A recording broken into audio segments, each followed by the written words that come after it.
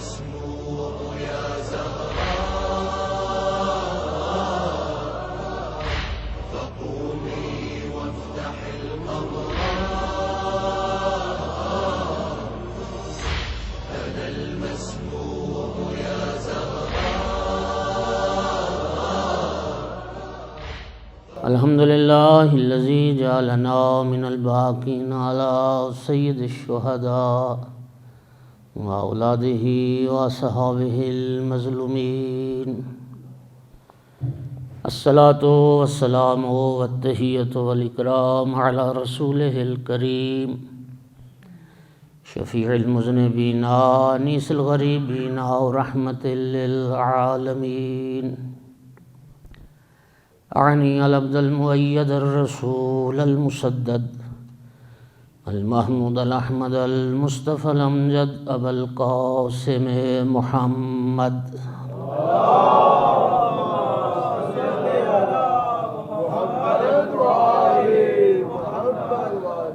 ثم الصلاة والسلام والتحية والإكرام على آله الطيبين الطاهرين المعصومين المنتجبين المنتخبين المظلومين واللعنة الدائمة على أعدائهم ملعونين من يوم عداوتهم إلى قيام يوم الدين وبعد يوم الدين أما بعد فقال سبحانه وتعالى في كتابه المجيد أعوذ بالله من الشيطان الرجيم بسم الله الرحمن الرحيم مرج البحرين يلتقيان بينهما برزخ لا يبغيان فبأي آلاء ربكما تكذبان يخرج منهما اللؤلؤ والمرجان فبأي آلاء ربكما تكذبان صلوات اللهم صل على محمد وآل محمد وعجل فرجهم. سامعین گرامی قدر حاضرین مجلس، سورہ مبارکہ رحمان کی 5 آیات میں نے تلاوت کی ہیں، اور جو یہ آیات بڑی معروف آیات ہیں۔ ماشاءاللہ ارشاد رب العزت ہے کہ مرج البحرین یلتقیان۔ ماشاءاللہ اللہ رب العزت نے اپنی قدرت کاملہ سے 2 بحر خلق فرمائے ہیں جو آپس میں ملاپ کرتے ہیں، ملتے ہیں۔ بینہما برزخ لا یبغیان، اور ان 2 سمندروں کے درمیان ایک برزخ ہے، ایک حجاب ہے، جس کی وجہ سے کوئی ایک بحر دوسرے پر تجاوز اور زیادتی نہیں کرتا ہے۔ ماشاءاللہ ماشاءاللہ پھر فرماتا ہے فَبِأَيِّ آلَاءِ رَبِّكُمَا تُكَذِّبَانِ، پس تم اپنے پروردگار کی کون کون سی نعمت کو جھٹلاؤ گے۔ ماشاءاللہ امام صادق علیہ السلام نے فرمایا کہ جب بھی تم اس آیت کی تلاوت کرو فَبِأَيِّ آلَاءِ رَبِّكُمَا تُكَذِّبَانِ، تو اس آیت کے ساتھ پڑھو کہ پروردگار میں تیری کسی نعمت کی تکذیب نہیں کرتا، میں تیری کسی نعمت کو نہیں جھٹلاتا۔ ماشاءاللہ پھر ارشاد ہوا یخرج منہما اللؤلؤ والمرجان، ان 2 بحروں کے ملاپ کے نتیجے میں ان سے لؤلؤ اور مرجان پیدا ہوتے ہیں۔ ماشاءاللہ اور پھر فرماتا ہے کہ فَبِأَيِّ آلَاءِ رَبِّكُمَا تُكَذِّبَانِ، تم اپنے پروردگار کی کون کون سی نعمت کو جھٹلاؤ۔ بہت خوب، پروردگار ہم تیری کسی نعمت کی تکذیب نہیں کرتے۔ ماشاءاللہ ماشاءاللہ سامعین گرامی، یہ آیات کیا ہیں؟ معصوم نے فرمایا کہ وہ جو 2 بحر آپس میں ملتے ہیں، ایک بحر ولایت امیر المومنین علی ابن ابی طالب علیہ السلام، دوسرا بحر عصمت و طہارت جناب صدیقہ کبریٰ حضرت فاطمۃ الزہرا صلوات اللہ علیہا۔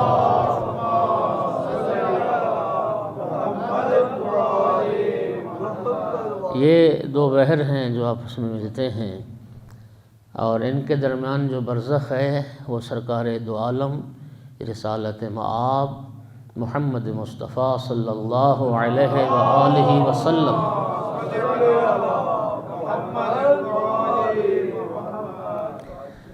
اب یہ رب نے کیسی نعمتوں کا ذکر کیا، پھر فرماتا ہے تم اپنے رب کی کون کون سی نعمت کو جھٹلاؤ۔ اور پھر ان دو بحروں کے ملاپ کے نتیجے میں لولو اور مرجان جو پیدا ہوتے ہیں، لولو سے مراد امام حسن مجتبیٰ علیہ السلام اور مرجان سے مراد امام حسین علیہ السلام ہے۔ اور پھر فرماتا ہے اللہ کہ تم اپنے رب کی کون کون سی نعمت کو جھٹلاؤ۔ سبحان اللہ، ماشاءاللہ۔ ایک صلوات پڑھیے سارے بلند آواز سے۔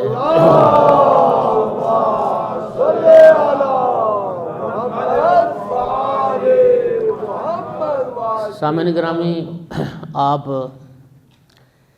الحمدللہ متوجہ ہو گئے ہوں گے کہ ان آیات کو جو میں نے سرنامہ کلام قرار دیا، تو آج جناب صدیقہ کبریٰ صلوات اللہ علیہا اور آقا امیر المومنین علیہ السلام کی میں شادی کا ازدواج کا تذکرہ کرنا چاہوں گا۔ ماشاءاللہ جی، ماشاءاللہ، بسم اللہ۔ سامعین گرامی قدر، شادی اسلام کی جو تعلیمات ہیں جی، ان میں سے ایک اہم تعلیمات میں سے ایک اہم تعلیم، یقین فرمائیے کہ انسانی زندگی میں ایک اہم ترین جو موڑ ہے انسانی زندگی کا جی، وہ شادی ہے، شادی کا مرحلہ، اور اس کو بڑا سوچ سمجھ کے طے ہونا چاہیے۔ ایک اہل علم نے کہا تھا کہ تربیت اولاد ہر زمانے کا مسئلہ رہا ہے، لیکن اس زمانے میں جب اسباب گمراہی بہت زیادہ ہیں، تربیت اولاد کے حوالے سے ہر ماں باپ پریشان ہے۔ کیسے معاشرے کی آلودگی سے، گناہوں سے، غلط نظریات، افکار، اعمال، کردار سے اولاد کو محفوظ بنایا جائے، اولاد کو کیسے جنتی بنایا جائے۔ تو علماء فرماتے ہیں کہ اچھی اولاد کے لیے اولاد کی جو تربیت کا مرحلہ ہے وہ اولاد کی ولادت سے شروع نہیں ہوتا، وہ اولاد کے لیے ماں کے انتخاب سے شروع ہوتا ہے۔ تو ہم اپنی اولاد کے لیے ماں کیسی منتخب کرتے ہیں۔ سامعین گرامی، یاد رکھیے، ماں چونکہ اولاد کی وہ پہلی درسگاہ ہے، پہلی تربیت گاہ ہے جو ماں کی گود ہے۔ وَطُلُبُ الْعِلْمَ مِنَ الْمَهْدِ، یہ جو رسول اللہ نے فرمائی اسی چیز کی طرف اشارہ ہے۔ پہلی تربیت گاہ، پہلی درس گاہ وہ ماں کی گود ہے۔ ماں کا انتخاب سوچ سمجھ کے ہو۔ سیرت فرزندہا از امہات، اقبال نے بھی اپنی وہ نظم جو سیدہ طاہرہ کی شان میں کہی، اس میں اقبال بھی کہتے ہیں کہ اولاد کی جو سیرت ہے، اولاد کا جو کردار ہے وہ مائیں بناتی ہیں، لہذا ماں کا انتخاب بڑی سمجھداری کے ساتھ کیا جائے۔ سرکار دو عالم کی حدیث مبارک ہے کہ ایاکم وخضراء الدمن، گندگی کے ڈھیر پر اگنے والے سبزے سے بچو۔ قیل وما خضراء الدمن یا رسول اللہ، کسی نے عرض کی یا رسول اللہ گندگی کے ڈھیر پر اگنے والے سبزے سے آپ کی مراد کیا ہے؟ تو سرکار نے فرمایا المرأة الحسنہ فی منبت السوء، ایک خوش شکل عورت جس کی پرورش اور تربیت ایک گندے گھرانے میں ہوئی ہے، اس عورت کی مثال ایسی ہے جیسے گندگی کے ڈھیر پر اگا ہوا سبزہ۔ اب وہ سبزہ بظاہر تو آنکھوں کو بھلا لگتا ہے، لیکن جڑیں تو اس کی گندگی میں، جہاں سے وہ سبزہ غذا لے رہا ہے وہ تو گندگی ہے۔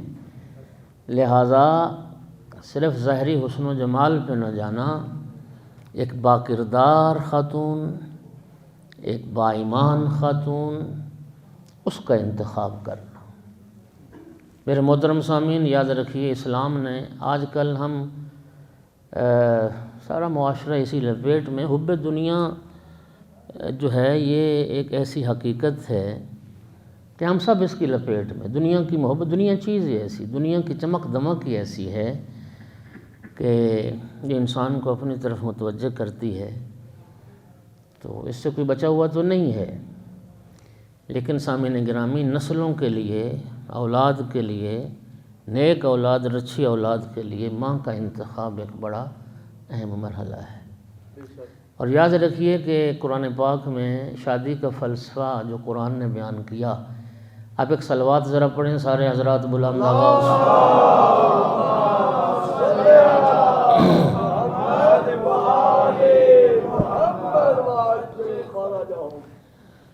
وہ کیا ہے ذرا سنیے، ارشاد پروردگار ومن آیاتہ ان خلق لکم من انفسکم ازواجا لتسکنوا الیہا۔ ماشاءاللہ۔ اللہ فرماتا ہے کہ اللہ کی نشانیوں میں سے ایک نشانی، اللہ کی آیات میں سے ایک آیت یہ ہے کہ اس نے تمہارے اندر سے تمہاری ازواج کو خلق فرمایا۔ تمہاری بیویاں اللہ نے تمہارے اندر سے ہی پیدا فرمائی ہیں۔ اور کیوں ازواج خلق فرمائی ہیں؟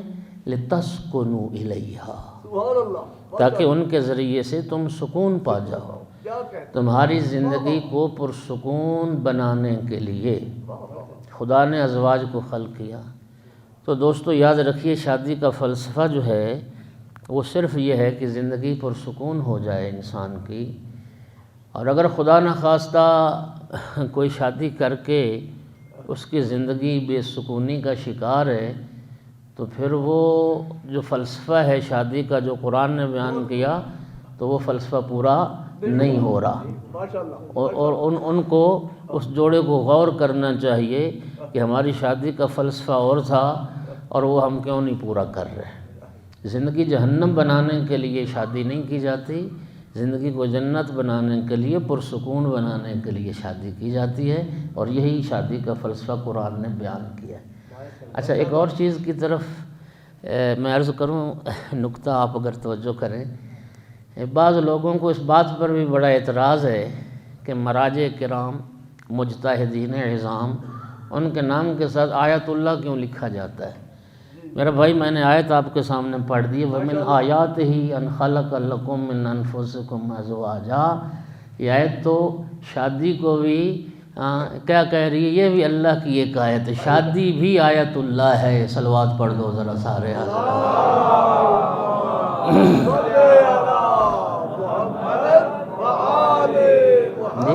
یہی معنی ہے نا کہ شادی بھی اللہ کی آیات میں سے ایک آیت، اللہ کی نشانیوں میں سے ایک نشانی۔ اور سامعین گرامی، دیکھیے، اسلام ایک دین عدل ہے، اسلام ایک مکمل ضابطہ حیات ہے، اسلام دین فطرت ہے۔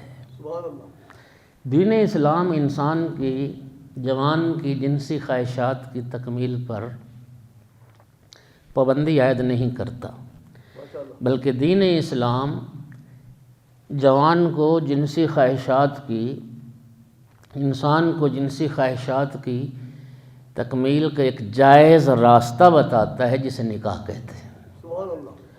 اور رسول اللہ صلی اللہ علیہ وآلہ وسلم نے ارشاد فرمایا، النکاح من سنتی فمن راغب عن سنتی فلیس منی۔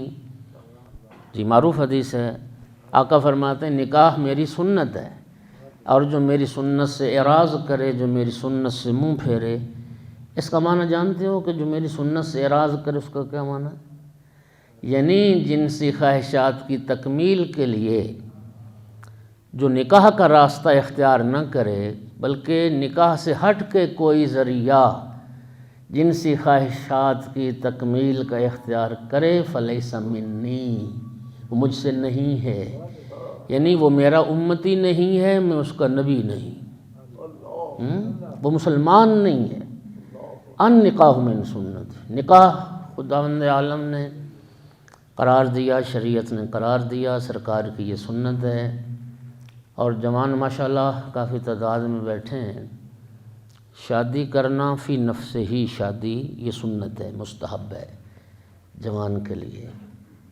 لیکن فرض کرو اگر کوئی جوان بیٹا بیٹی وہ یہ محسوس کرتا اور یہ سمجھتا ہے کہ اگر شادی نہ کی تو معصیت خدا میں مبتلا ہونے کا خطرہ پیدا ہو سکتا ہے، دامن کو گناہ سے آلودہ کرنے کا موقع آ سکتا ہے، تو سب فقہا نے فرمایا پھر اس کے لیے شادی کر لینا واجب ہے، پھر اس کے لیے شادی کر لینا، نکاح کرنا واجب ہے، تاکہ اپنے دامن کو معصیت خدا سے آلودہ نہ ہونے دے۔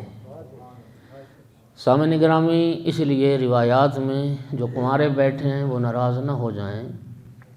ہاں جی، سرکار دو عالم صلی اللہ علیہ وآلہ وسلم کی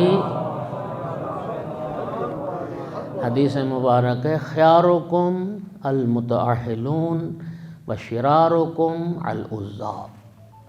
سرکار نے فرمایا بہترین تم میں سے بہترین لوگ وہ ہیں جو شادی شدہ ہیں، اور شرار ہیں، شرارتی ہیں، برے ہیں وہ جو کنوارے ہیں۔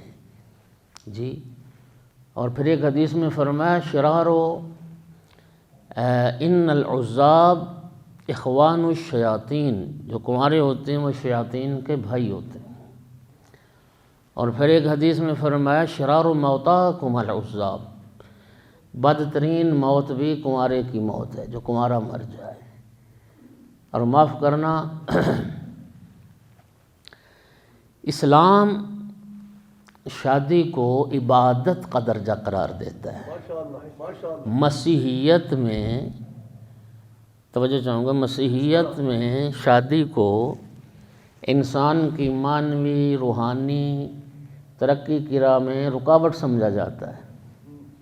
مسیحیت کا نظریہ روحانیت یہ ہے کہ بندہ جب شادی کر لیتا ہے اور بیوی بچوں کے اس میں مشغول ہو جاتا ہے اس سلسلے میں، تو پھر وہ معنوی روحانی طور پہ ترقی نہیں کر سکتا۔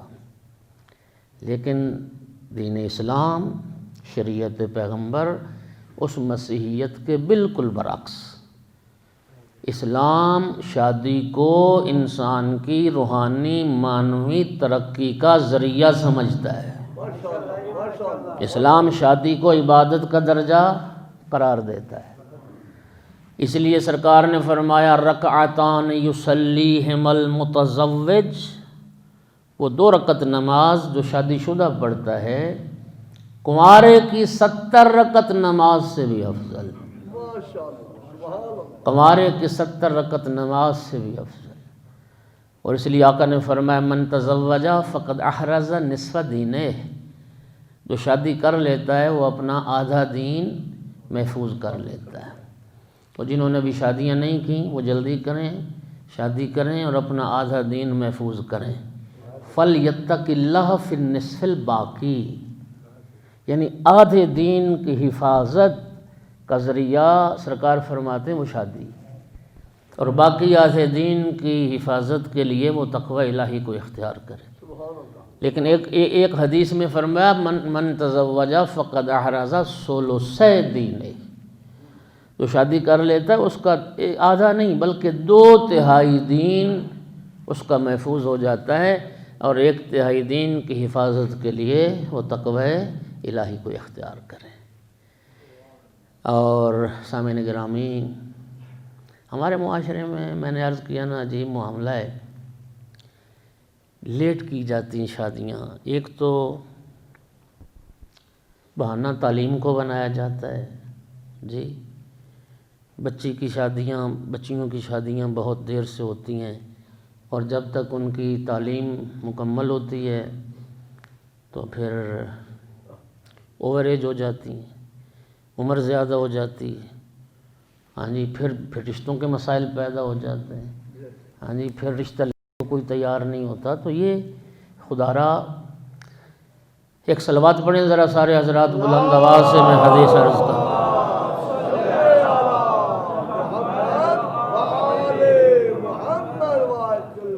جبرائیل علیہ السلام بارگاہ رسالت میں خالق کی طرف سے ہدیہ درود و سلام کے بعد یہ پیغام لائے، میرا محبوب اپنی امت کو یہ پیغام پہنچا دو کہ گھر میں جوان بیٹی درخت پر پکے ہوئے پھل کی مانند ہوتی ہے، جو پھل پک کے درخت پر پک کر تیار ہو جاتا ہے، اس کا علاج یہ ہے کہ اس کو اتار کے محفوظ کر لیا جائے۔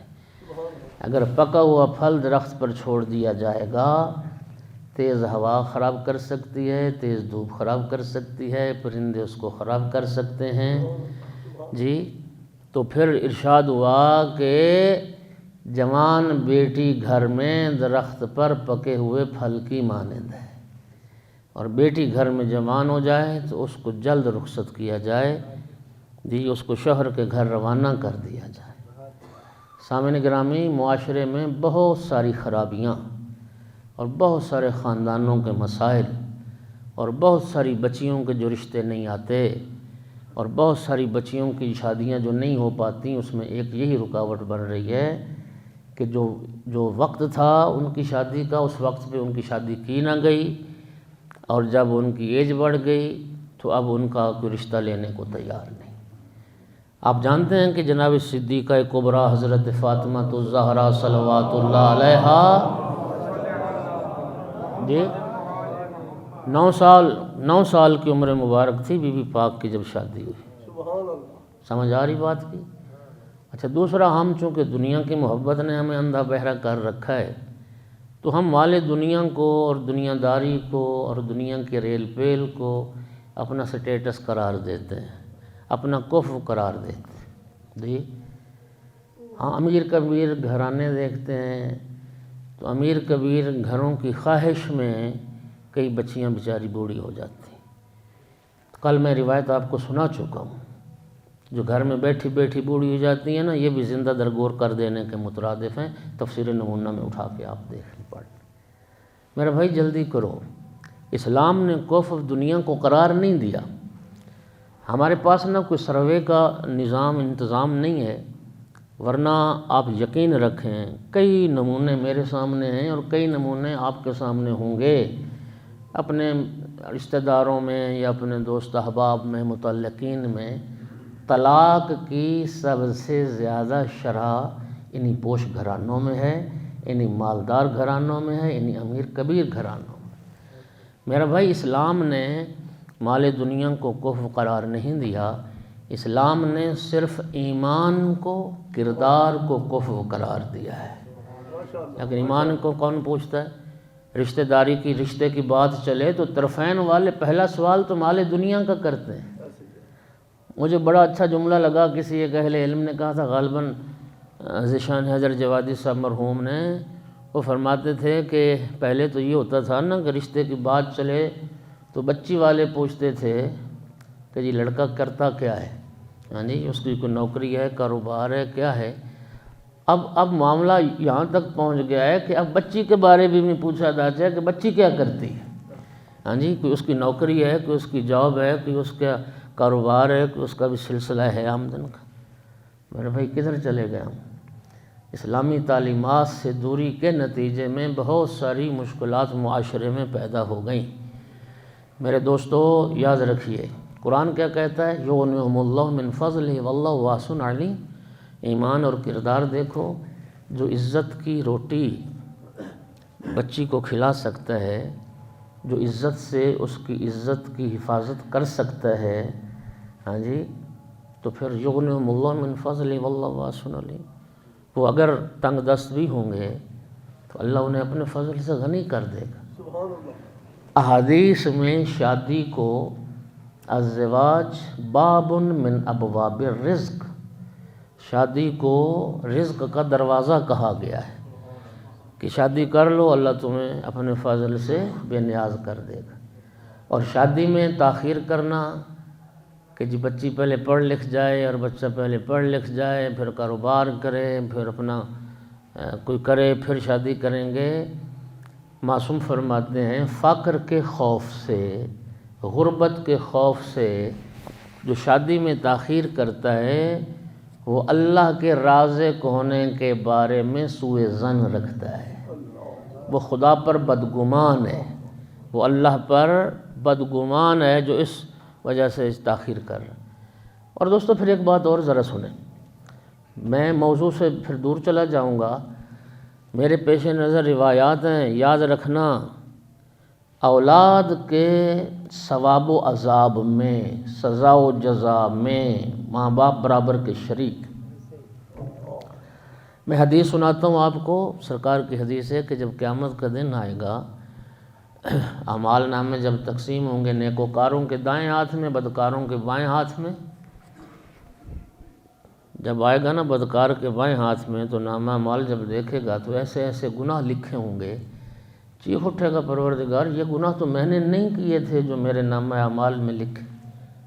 ارشاد رب العزت ہوگا یہ گناہ تو نے نہیں کیے، یہ گناہ تیری اس اولاد نے کیے جس کو تو نے جنم دیا لیکن ان کی تعلیم و تربیت کا انتظام نہ کیا۔ اب جتنی سزا ان گناہوں پر تیری اولاد پائے گی اتنی سزا تجھے بھی ملے گی کہ تو نے ان کو جنم دیا اور ان کی تعلیم و تربیت کا انتظام نہ کیا۔ اور اس کے برعکس سرکار فرماتے ہیں نیکوکاروں کے دائیں ہاتھ میں جب نامہ اعمال آئے گا، ایسی ایسی نیکیاں لکھی ہوں گی، عرض کرے کہ پروردگار یہ نیکیاں تو میں نے نہیں کی تھیں جو میرے نامہ اعمال میں درج ہیں۔ ارشاد رب العزت ہوگا یہ نیکیاں تیری اولاد نے کی ہیں، جس اولاد کو تو نے جنم دیا اور ان کی تعلیم و تربیت کا انتظام کیا۔ اب جتنا اجر ان نیکیوں پر تیری اولاد پائے گی اتنا اجر اس اولاد کے ماں باپ بھی پائیں گے۔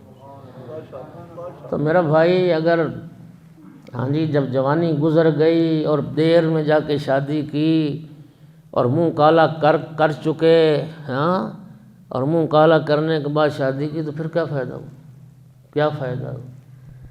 بچی نے پڑھنا ہے تو شوہر کے گھر جا کے پڑھتی رہے، شوہر پڑھانا چاہتا ہے تو اس کو پڑھاتا رہے، شوہر تعلیم جاری رکھنا چاہتا ہے تو جاری رکھے اس کو۔ تو سامعین گرامی شادی میں جلدی کی جائے تاکہ چونکہ فلسفہ یہی ہے کہ انسان کا دامن وہ گناہوں سے آلودہ نہ ہونے پائے، انسان منہ کالا نہ کرے، انسان اپنی جوانی کی حفاظت کرے، اگرچہ بڑا مشکل ہے لیکن بر وقت اگر شادی ہو جائے جوان کی تو انشاءاللہ خود یہ رسول اللہ فرما رہے ہیں کہ آدھا دین اس کا محفوظ ہو جاتا ہے۔ ایک صلوات پڑھ دیں سارے حضرات بلند آواز سے۔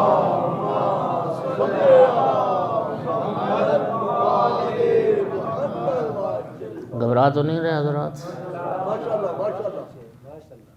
بس دین دیانت کو ترجیح دو، کردار، شرافت، یہ چیزیں اللہ اپنے فضل سے غنی کر دے۔ سب نے مر جانا ہے، شاہ بھی مر گئے، گدھا بھی مر گئے۔ سرکار دو عالم کے پاس بہت سارے صحابہ کرام آئے تھے جناب سیدہ طاہرہ کی خواستگاری کرنے، بی بی پاک کا رشتہ مانگنے۔ اور سامعین گرامی میں ذمہ داری سے پڑھ رہا ہوں، جب بھی کوئی آیا نا رشتہ مانگنے، شیخین آئے رشتہ مانگنے، فلاں آیا اور کیا کیا آئے، تو جو بھی آتا تھا خواستگاری کے لیے رسول اللہ فرماتے تھے امرھا الی ربھا، فاطمہ کا معاملہ اللہ کے ہاتھ میں، جہاں خدا چاہے گا سیدہ کی شادی۔ اچھا میرے دوستوں مجھے بتائیے، اگر ہمیں بھی لوگ کہتے رہتے ہیں رشتوں کے حوالے سے، آپ کو کوئی کہہ دے رشتے کے حوالے سے، تو ایک بات تو آپ تائید کریں گے کہ اگر فرض کرو ایک عالم کی بیٹی ہو، عالم کی بیٹی، وہ جاہل کے گھر میں خوش نہیں رہے گی، ایسا ہی ہے۔ اچھا ایک امیر کبیر کی بیٹی وہ کسی فقیر کے گھر میں خوش نہیں رہے گی، ایسے ہی ہے۔ اچھا فرض کرو ایک بچی کا باپ معاشرے میں امانت دار امین شہرت رکھتا ہے، لوگ امانتیں رکھواتے ہیں اس کے پاس آ کر، اور خدا نخواستہ اس بچی کی شادی ہو جائے ایک ایسے شخص سے جو چور ہو، جو ڈاکو، اور جس کے گھر میں ڈاکے اور چوری کا مال آتا ہو، تو وہ بچی اس گھر میں کبھی خوش ہے؟ یہ ہے نا، مناسبت چاہیے۔ وہ بچی سسرال جا کے خوش رہتی ہے جس بچی کو سسرال میں گھر جیسا ماحول مل جائے، ایسا ہی ہے نا، ایسا ہی ہے۔ اچھا سامعین گرامی، اب سرکار کیا فرماتے تھے امرھا الی ربھا، میری بیٹی کا معاملہ اللہ کے ہاتھ میں ہے، جہاں خدا چاہے گا سیدہ کا عقد وہاں ہوگا۔ تو میرا بھائی جناب سیدہ کا گھر کیا تھا؟ سیدہ کا گھر وہ گھر تھا جس گھر میں علم تھا، جس گھر میں نور تھا، جس گھر میں رسالت تھی، طہارت تھی، عصمت تھی، جس گھر میں آیات اتر رہی تھیں، جس گھر میں آیات کی تلاوت تھی، حدیث کا بیان تھا، جی، جس گھر میں ملائکہ آتے تھے، جس گھر میں جبرائیل آتا تھا، جی، توجہ ہو رہی ہے حضرات؟ اور وہ گھر تھا جو سیدہ دیکھ رہی تھیں کہ میرے گھر میں میرا بابا اشارہ کر اور جان دو ٹکڑے ہو رہا ہے۔ تو پھر اللہ رب العزت نے بھی سیدہ طہرہ کے لیے ویسا ہی ایک گھر تلاش کیا جہاں جبرائیل بھی آ رہے تھے، جہاں ملائکہ بھی اتر رہے تھے، جہاں علم بھی تھا، جہاں عصمت بھی تھی، جہاں طہارت بھی تھی، جہاں ولایت بھی تھی، اور وہاں چاند دو ٹکڑے ہو رہا تھا تو یہاں انگلی کے اشارے سے سورج کو پلٹایا جا رہا۔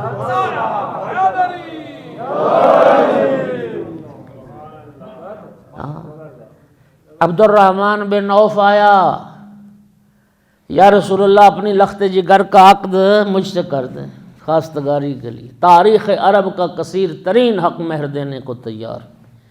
کتنا حق مہر؟ 100 اونٹ، اور خالی اونٹ نہیں، مصر کے قیمتی ریشمی کپڑوں سے لدا ہوا، اور پھر 10,000 دینار۔ یہ تاریخ عرب کا کثیر ترین حق مہر تھا۔ اتنا حق مہر دینے کو تیار ہوں، آپ اپنی لخت جگر کا عقد مجھ سے کر دیں۔ جب یہ کہا نا، مال دنیا کا لالچ دیا، تو سرکار کے سامنے خاک کنکریاں پڑی تھیں، ایک مٹھی بھر کے منہ پہ ماری ابن عوف کے، اور سرکار نے فرمایا تو مجھے دنیا دار سمجھتا ہے؟ امرھا الی ربھا، فاطمہ کا معاملہ اللہ کے ہاتھ میں۔ فاطمہ کا عقد وہیں ہوگا جہاں خدا چاہے گا۔ سامعین گرامی قدر، صحابہ کرام کو یقین ہو گیا، انہیں پتہ چل گیا کہ رسول اللہ اپنی لخت جگر کا عقد کریں گے تو علی ابن ابی طالب علیہ السلام سے کریں گے، سوائے جناب امیر کے کسی اور سے نہیں کریں۔ سامعین گرامی، میرے آقا امیر المومنین علیہ السلام جب خواستگاری کے لیے تشریف لائے، جی، مولا امیر المومنین کی عمر مبارک 22 سال تھی، 22 سال کے لگ بھگ۔ جب خواستگاری کے لیے تشریف لائے تو جناب ام سلمہ کے گھر میں تھے رسول اللہ۔ مولا امیر المومنین نے دق الباب کیا، اللہ اکبر، میں لفظوں کا ذمہ دار ہوں، سرکار کے چہرے پہ مسکراہٹ آئی، اور جناب ام سلمہ سے فرمایا، ام سلمہ دروازہ کھولو، میرا بھائی علی آیا۔ امیر المومنین بارگاہ رسالت میں پہنچے، سلام عرض کیا، عرض ادب کیا، اور دو زانو ہو کے شرم و حیا کے ساتھ سر جھکا کے بیٹھ گئے۔ سرکار نے فرمایا، یا علی ما حاجتک، پیغمبر کے چہرے پہ مسکراہٹ تھی، یا علی کیوں آئے ہو؟ آنے کی غرض بیان کرو۔ شرم اور حیا کی وجہ سے مدعا زبان پر نہیں آتا۔ سرکار نے حوصلہ بندھوایا، فرمایا، یا علی حاجتک مقضیۃ عندی، یا علی آپ جو مانگیں گے آپ کو عطا کیا جائے گا، آپ کی ہر حاجت پوری کی جائے گی، ہاں، آپ کی ہر حاجت پوری کی جائے گی۔ بس سرکار نے جب یہ فرمایا تو عرض کی، یا رسول اللہ، میری پرورش آپ نے فرمائی، آپ نے مجھے پالا، آپ نے مجھے جوان کیا، یا رسول اللہ میرا گھر آباد کرنے کی بھی فکر کریں۔ بس یہ جملہ سنا، سرکار تو انتظار میں تھے کہ علی کے منہ سے یہ جملہ ادا ہو۔ سرکار نے مسکرا کے فرمایا، یا علی گھر سے تو چلا ہے، عرش سے جبرائیل چلا ہے، اور یا علی تیرے آنے سے پہلے جبرائیل رب کی طرف سے میرے پاس یہ پیغام لا چکا ہے، یہ پیغام لا چکا ہے۔ یا رسول اللہ، اللہ رب العزت فرما رہا ہے، میں نے عرش پر نور کا عقد نور سے کر دیا ہے، اب زمین پہ زہرا کا عقد علی سے پڑھ دیں۔ صلوات پڑھ دیں محمد و آل محمد۔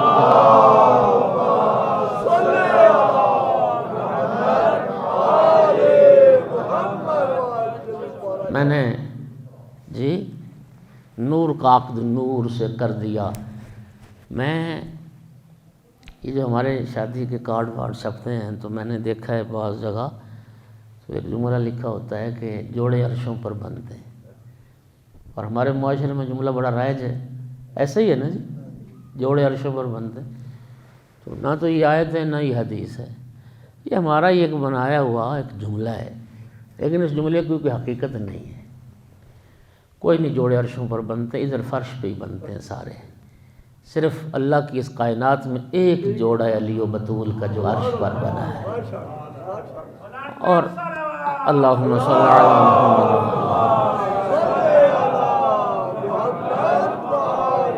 جی، صرف ایک جوڑا۔ دلیل یہ ہے کہ اگر سارے جوڑے عرشوں پر بنتے ہیں تو جسے اللہ جوڑے اسے کون توڑے؟ بولو ہاں؟ تو میرا بھائی ادھر طلاقیں ہو رہی ہیں، گھر برباد ہو رہے ہیں، تو معلوم ہوا جوڑتے بھی ہم ہیں توڑتے بھی ہم، ہاں؟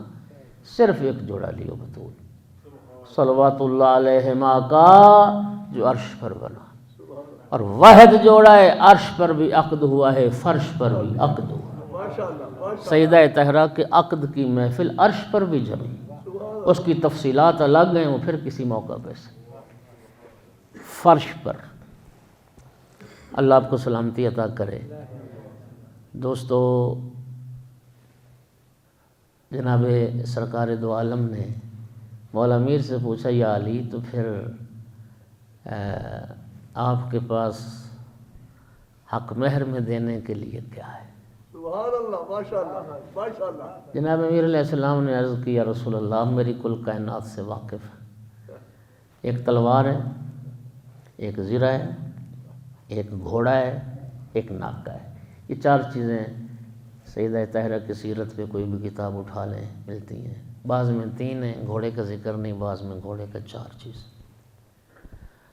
سرکار نے فرمایا، یا علی تو مرد میدان ہے، مجاہد اسلام ہے، تلوار تیری ضرورت ہے، گھوڑا بھی تیری ضرورت ہے، معاش کے لیے نخلستان کو آب کشی کے لیے، کھجوروں کو پانی دینے کے لیے ناکہ کی بھی تمہیں ضرورت ہے، یا علی تجھ جیسے بہادر کے لیے زرہ ضروری نہیں۔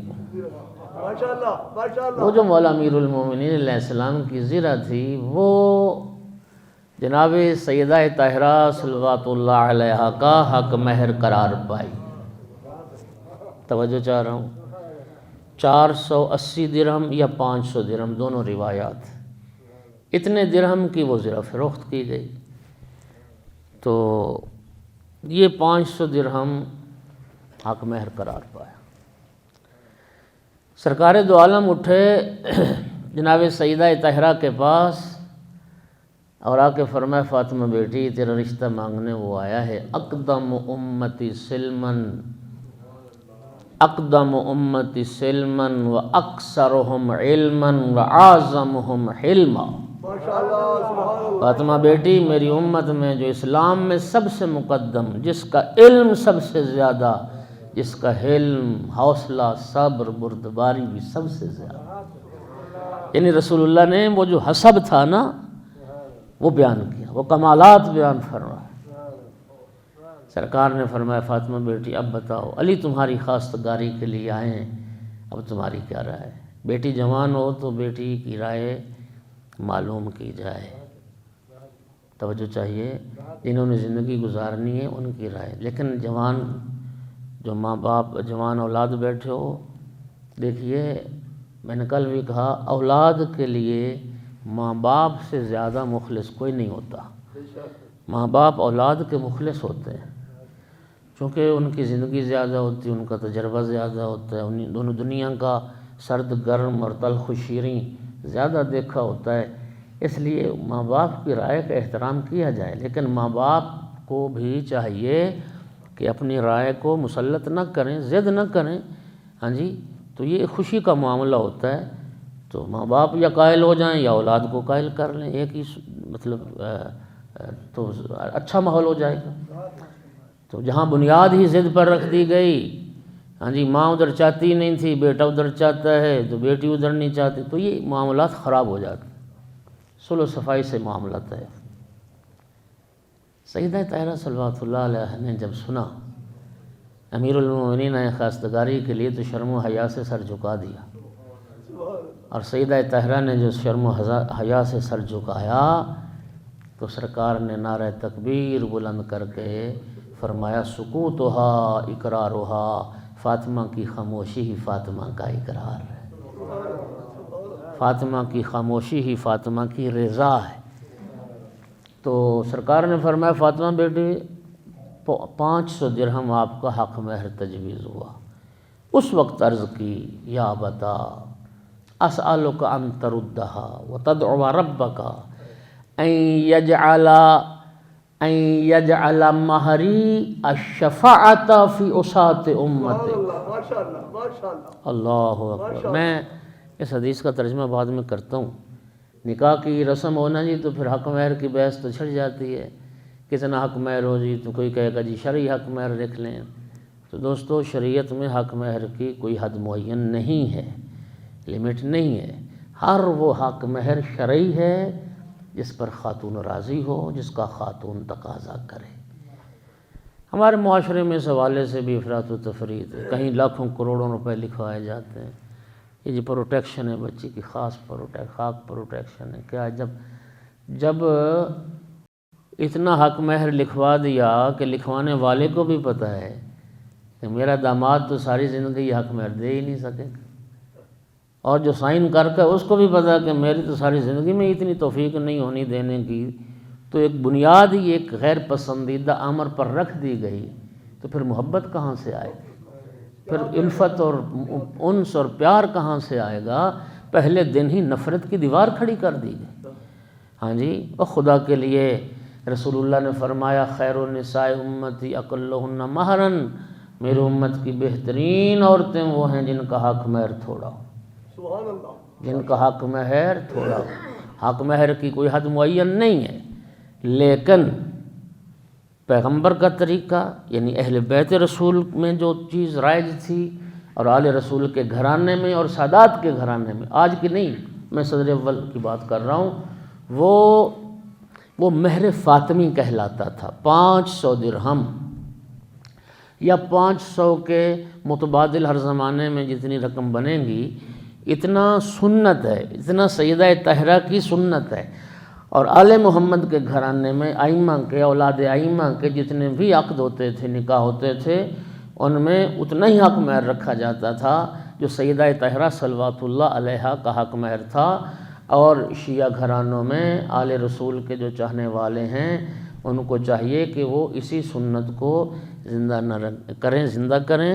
ہاں جی، کہ بہت زیادہ بھی لکھنا ہے تو وہ مہر فاطمی جو ہے اتنا وہ جو ہے لکھا جائے، ورنہ تو سرکار دو عالم کے زمانے میں خود رسول اللہ نے اصحاب صفہ کا ذکر آپ نے سنا ہوا ہے، وہ جو آ گئے تھے مدینہ سے مکہ سے مدینہ میں رسول اللہ کے ساتھ، ان کے وہ گھر بار نہیں تھے، کوئی ان کے پاس نہ کوئی سرمایہ، نہ کوئی پیسہ، نہ کوئی مال و متاع، تو ان اصحاب میں سے ایک بالکل تہی دست بیچارہ رسول اللہ کا صحابی، تو ایک مدینہ کی خاتون کو رسول اللہ نے آمادہ کیا تو وہ تیار ہو گئی۔ رسول اللہ جیسے آپ فرمائیں، آپ اگر میرے لیے رشتہ تلاش کریں تو اس سے بڑھ کے میرے لیے اور سعادت کیا ہو۔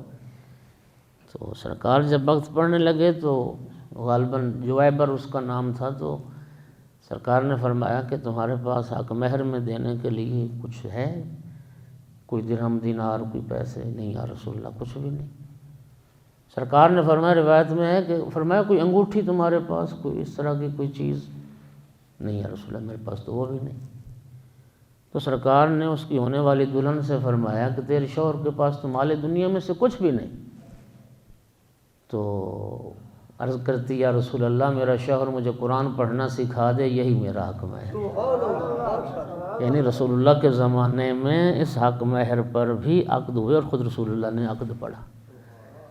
تو عرض کر رہا تھا کہ حق مہر وہی شرعی ہے جس پہ خاتون راضی ہو، لیکن یہ بھی فرمان میں نے پڑھ دیا کہ میری امت کی بہترین عورتیں ہیں جن کا حق مہر تھوڑا ہوتا ہے۔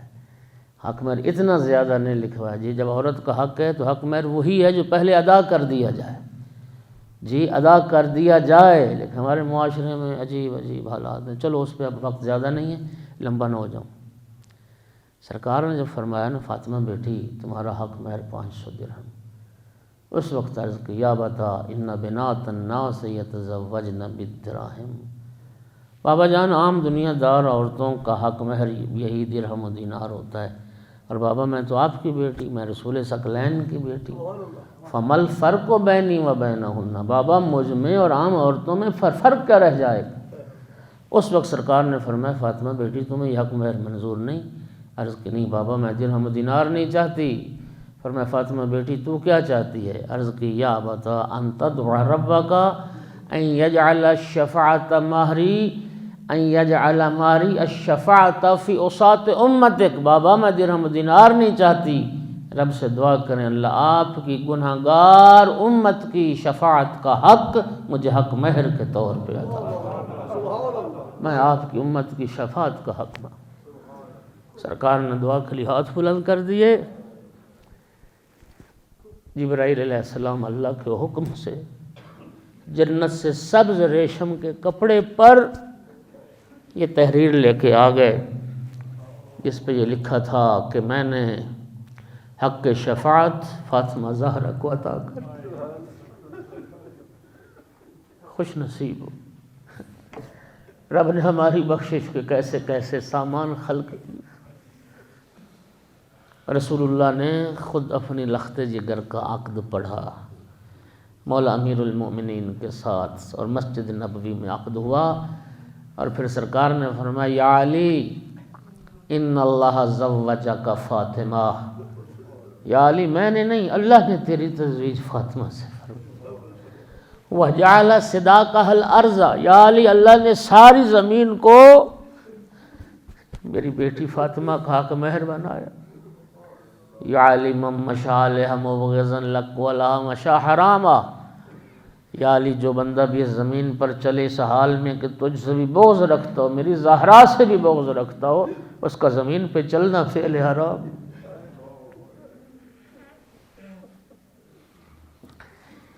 آپ الحمدللہ سارے مستحضرین جانتے ہیں کہ وہ ایک بچپن سے ہم نا ایک وہ ربائی سنتے تھے، پتہ نہیں وہ کس شاعر کا کلام تھا، تو اس میں ایک مصرع آتا تھا بحب اہل بیت عبادت حرام ہے، جی آپ کو بھی یاد ہے سب۔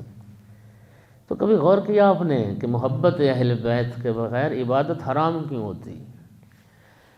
یعنی اگر آل رسول کی محبت نہیں تو نماز پڑھنا فعل حرام، روزہ رکھنا فعل حرام، سارے اعمال عبادات حرام ہو جائیں۔ اس کی وجہ یہ ہے، سنیے گا، اس کی وجہ یہ ہے کچھ ہوتے ہیں عبادات کے قبول ہونے کے شرائط، کچھ ہوتے ہیں عبادات کے صحیح ہونے کے شرائط۔ صحت عبادت کی شرائط الگ الگ ہیں، نماز کے صحیح ہونے کی شرائط الگ ہیں، وضو کے صحیح ہونے کی شرائط الگ ہیں، روزے کے صحیح ہونے کی شرائط۔ نماز کے صحیح ہونے کے لیے شرط ہے لباس پاک ہونا چاہیے، بدن پاک ہونا چاہیے، مقام نماز پاک ہونا چاہیے، جی سجدے کی جگہ ایسا ہے نا، قبلہ رخ کھڑا ہو، لباس مباح ہو، اچھا اس طرح روزے کی بھی اپنی اپنی شرائط ہے۔ یہ ہیں صحت کی شرائط۔ تمام عبادات کے قبول ہونے کی ایک ہی شرط ہے بڑی ذمہ داری کے ساتھ، اور وہ کیا ہے؟ اقرار ولایت محمد و آل محمد۔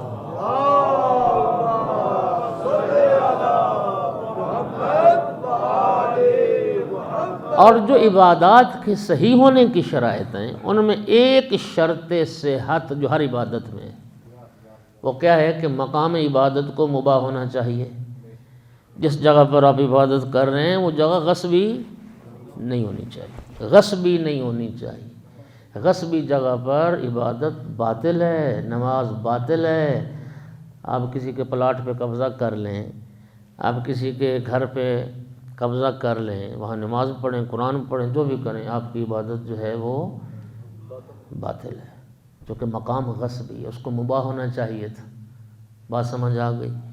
تو میرا بھائی بھی حب اہل بیت عبادت حرام اس لیے ہے کہ ساری عبادتیں کہاں ہوتی ہیں؟ اسی زمین پر، ہاں زمین پر نا، اور یہ زمین حق مہر ہے جناب صدیقہ کبریٰ صلوات اللہ علیہ کا۔ تو میرا بھائی اب عبادت اسی کی قبول ہوگی جس پہ سیدہ راضی ہو جائے.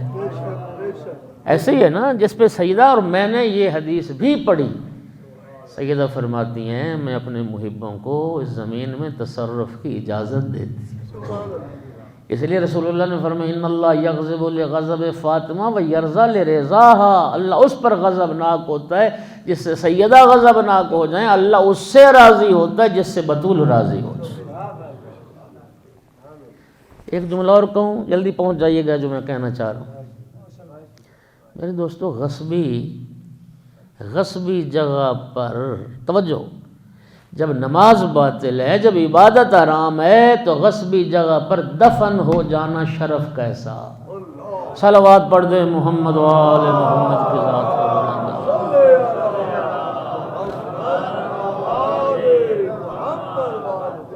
اللہ آپ کو سلامت رکھے، اللہ آپ کو سلامت رکھے.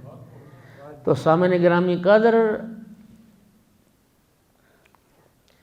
یا علی میں نے نہیں، اللہ نے تیری تزویج فاطمہ سے فرمائی ہے. دامن وقت میں گنجائش نہیں رہی. وہ جو حق مہر کی رقم تھی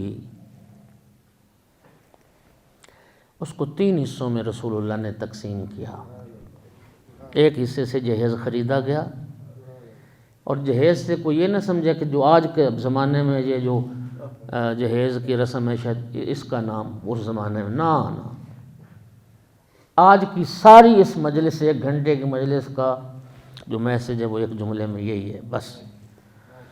یقین کریں دوستو، کتنے گھرانے بچیاں بیٹھی بیٹھی بوڑھی ہو گئیں اس لیے کہ غریب ماں باپ جہیز کہاں سے دیں. اب تو لڑکے والوں کی طرف سے وہ ایک تقاضا جو کیا جاتا ہے فہرست تھمائی جاتی. انا للہ و انا الیہ، مسلمان ہیں، شیعہ ہیں، مومن ہیں. میں ذمہ داری سے عرض کر رہا ہوں، جاؤ تحقیق کرو. آپ سیدہ طاہرہ کی سیرت پر کوئی بھی کتاب اٹھا لیں تو جہیزیہ کا یا جہیز کا ذکر تو آئے گا، لیکن ذرا بات کلیئر کر لیں، سمجھ لیں کہ حقیقت کیا ہے. خدا کی قسم کھا کے کہہ رہا ہوں، میں جو کہہ رہا ہوں وہی حقیقت. جا کے تحقیق کرو. یہ جو جہیز دیا تھا رسول اللہ نے، وہ اپنی جیب سے نہیں دیا تھا. وہ جہیز حق مہر کی اسی رقم سے خریدا گیا تھا جو مولا علی علیہ السلام نے ادا کی تھی. وہ رسول اللہ نے جیب سے نہیں دیا تھا. اور خدا کے لیے جہیز دینا یہ بچی کے ماں باپ کی ذمہ داری نہیں ہے. جہیز کسے کہتے ہیں؟ یعنی ضروری ایک نئی زندگی شروع کرنے کے لیے ضروریات زندگی کا فراہم کرنا. وہ جوان جو شادی کر رہا ہے، وہ جو شوہر وہ ضروریات زندگی کو فراہم کر سکتا ہے، عزت کی روٹی کھلا سکتا ہے، وہ شریعت اس کو حق دیتی. آپ مجھے ایمان سے بتائیں، اگر پیغمبر اور آل پیغمبر کی سیرت طریقہ سنت زندہ ہو جائے، پھر اللہ کسی کو 100 بیٹی بھی دے تو اس کے لیے کوئی پریشانی ہے؟ بولو. یہ اس ہندوانہ رسم و رواج نے جہنم بنا دیا. کل بھی میں نے عرض کیا، بچیاں وہ جو رحمت خدا تھیں، مسلمان ایک مومن انہیں رحمت کیوں سمجھنے لگ گیا؟ صرف پیغمبر اور آل پیغمبر کی سیرت کو چھوڑ کر اور ہندوانہ رسم و رواج کو اختیار کر. 73 سال 74 سال ہو گئے، ایک پاکستان الگ ہوئے، ایک مخلوط ہندو مسلم معاشرے میں رہے. ہندوؤں کو کچھ مسلمان دے تو نہ سکے، ان سے لیا بہت کچھ ہم نے، اور 74 سال گزرنے کے بعد بھی ان سے جان نہ چھڑا سکے ہم. اور میرا بھائی، یہ جہیز والی جو رسم ہے یہ شوہر کی ذمہ داری ہے، ضروریات زندگی کا نام ہے، خواہشات. اور اچھا ایک اور بات سن لیں، شاید پہلے بھی میں نے عرض کیا، ہماری زندگی کو جس چیز نے تلخ بنا دیا، کوئی فقیر ہے امیر ہے، ذرا سنیے گا، ہم 2 چیزوں میں فرق نہیں کر سکے. ایک ہوتا ہے ضرورت، ایک ہوتی ہے خواہش. کیا خوبصورت جملہ مولا نے فرمایا تھا، ضرورت فقیر کی بھی پوری ہو جاتی ہے، خواہشات بادشاہوں کی بھی پوری نہیں ہوتی. ہم نے اپنا دامن پھیلا دیا خواہشات تک. اگر ضروریات تک رہیں تو ضرورت آج بھی پوری ہو سکتی. میرے محترم سامعین، مولا امیر المومنین نے جو رقم دی تھی، وہ جو آقا کی زرہ بیچی گئی تھی، اسی سے تھوڑا جہیز خریدا گیا، اور جہیز بھی کیا، ضروریات زندگی کا سامان، دامن وقت میں گنجائش نہیں ہے، چند مٹی کے برتن تھے اور تھوڑا سا وہ سامان تھا۔ صحابہ جب خرید کے لائے تو ایک ایک مٹی کا برتن رسول اللہ نے ہاتھ پہ رکھ کے الٹ پلٹ کے یوں بڑی محبت و چاہت سے دیکھا، اور پھر دعا فرمائی، میرا اللہ اس گھر میں اپنی رحمتوں کا اور برکات کا نزول فرما جن کا اکثر اسباب مٹی کا ہو، جن کا اکثر اسباب مٹی کا۔ ایک نیا جوڑا بی بی پاک کے لیے تیار کیا گیا شادی کے موقع پر، کچھ تھوڑا سی وہ خوشبو خریدی گئی، تو یہ سارا ساز و سامان تھا۔ پہلے عقد پہلے ہوا تھا، پھر بعد میں کچھ دنوں کے بعد رخصتی ہوئی، یکم ذی الحج، اور جب رخصتی ہوئی مولا امیر المومنین نے گھر بنایا، جناب ام سلمہ کو رسول اللہ نے حکم دیا سیدہ کو تیار کریں، جی بی بی پاک کو دلہن بنایا گیا، اور اس سواری کے عقب میں بنی ہاشم چل رہے تھے، کہیں جناب حمزہ چل رہے تھے اپنی تلواروں کو بے نیام کیے ہوئے، کہیں جعفر طیار چل رہے تھے، کہیں دوسرے چل رہے تھے، بنی ہاشم کے افراد چل رہے۔ جو باطنی شان ہے وہ یہ تھی، اللہ اکبر، ظاہری طور پر تو جناب سلمان کے ہاتھ میں تھی اس مرکب کی لگام، لیکن باطنی جو حقیقت لکھی گئی جبرائیل نے مہار تھامی گئی تھی۔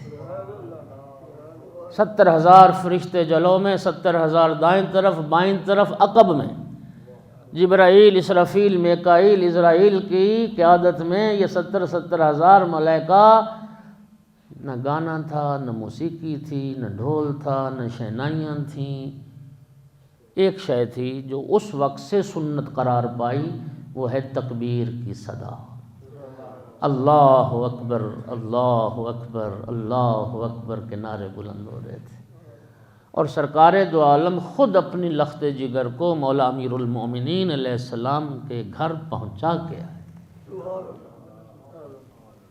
سرکار نے جب جناب امیر علیہ السلام کے گھر پہنچے تو پانی طلب کیا، ایک جام پانی کا، سرکار نے تھوڑا سا پانی پیا، اپنے لبہائے مبارک سے متبرک بنایا، پھر تھوڑا سا پانی گھر کے چاروں طرف اطراف میں کونوں میں چھڑکا، پھر تھوڑا سا پانی امیر المومنین علیہ السلام کے وجود مبارک پر، تھوڑا سا پانی سیدہ طاہرہ کے وجود مبارک پر، پھر سرکار نے دونوں ہاتھ، سیدہ طاہرہ کا ہاتھ اور مولا امیر المومنین کا ہاتھ پکڑ کے یوں سینے پہ رکھا، اور پھر رسول اللہ نے دعا فرمائی، اللہم انی احبہما و احب من یحبہما، میرا اللہ تو جانتا ہے میں علی و زہرا سے محبت کرتا ہوں، میرا اللہ تو بھی ان سے محبت کر جو علی و زہرا سے محبت کر۔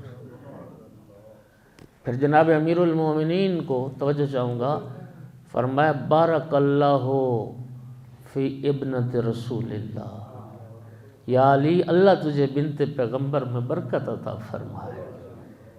پھر سرکار نے ایک وصیت مولا امیر المومنین کو فرمائی، ایک وصیت سیدہ طاہرہ کو فرمائی، گھر کیسے آباد کیے جاتے ہیں۔ جناب سیدہ سے فرمایا، فاطمہ بیٹی، تیرے بابا کے بعد کائنات کا سب سے افضل بشر ہے علی، جس سے تیرا عقد ہوا ہے۔ فاطمہ بیٹی، علی کی غربت و تنگ دستی کی کبھی شکایت نہ کرنا، اور فاطمہ بیٹی میں تمہیں وصیت کر رہا ہوں زندگی میں علی سے کبھی کوئی خواہش اور فرمائش بھی نہ کرنا۔ خدا کی قسم یوں بابا کی بات کو پلے باندھا، ساری زندگی مولا میر کے گھر میں جتنا عرصہ رہی،